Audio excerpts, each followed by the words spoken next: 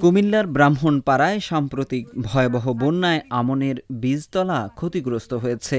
এতে চারার তীব্র সংকটে পড়েছেন কৃষকেরা। প্রায় ২ মাস পানি জমে থাকায় বীজতলা ও সদ্য রোপণকৃত আমন ধানের ক্ষেত নষ্ট হয়ে যায়। চলতি সপ্তাহে বেশিরভাগ এলাকা থেকে পানি নেমে গেলেও চারার সংকটে নতুন করে রোপণ করতে পারছেন না আমন ধান। এদিকে পার্শ্ববর্তী জেলা ও উপজেলাগুলোতে চারা পাওয়া গেলেও তা পর্যাপ্ত নয়। এ পরিস্থিতিতে চারার দামও কয়েক গুণ বেশি। এতে চরম বিপাকে পড়েছেন উপজেলার প্রায় ৩০,০০০ কৃষক।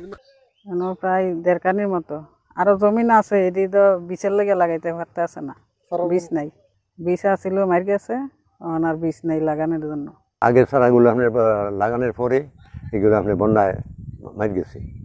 এরপরে আবার নতুন করে বন্যার পানি সরে যাওয়া আবার নতুন করে আমি ওর থেকে আনছি, চারাগুলো আইন আমি লাগাইতে আছি। ওইলো মানসিকে কাতি আসিন কাতি মাস আপনার ধান থোর হয় আমরা লাগাইতেছি, মানে এই ডে আমরা ভাদর মাস ২টা লাগাইতেছি।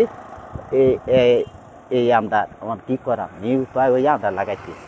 শ্রাবণ ও ভাদ্র ২ মাস আমন চাষের মৌসুম। সময় প্রায় শেষের দিকে হলেও এখনও কিছু উঁচু এলাকায় থাকা চারা অধিক মূল্যে কিনে কৃষকেরা চারার সংকট মোকাবিলার চেষ্টা করছেন।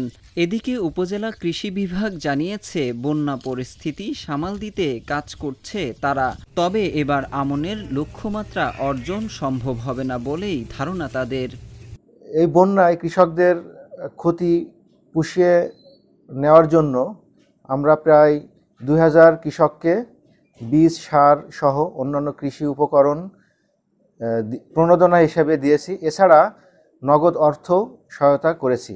এছাড়া বিভিন্ন কৃষি গবেষণা ইনস্টিটিউট বা অন্যান্য গবেষণা প্রতিষ্ঠানও কৃষকদের বীজ এবং চারা দিয়ে সহায়তা করেছেন। আমাদের যে আমন যে টার্গেট ১০০% তো পূরণ করা অবশ্যই সম্ভব না, যেহেতু একটা বড় প্রাকৃতিক দুর্যোগ ছিল।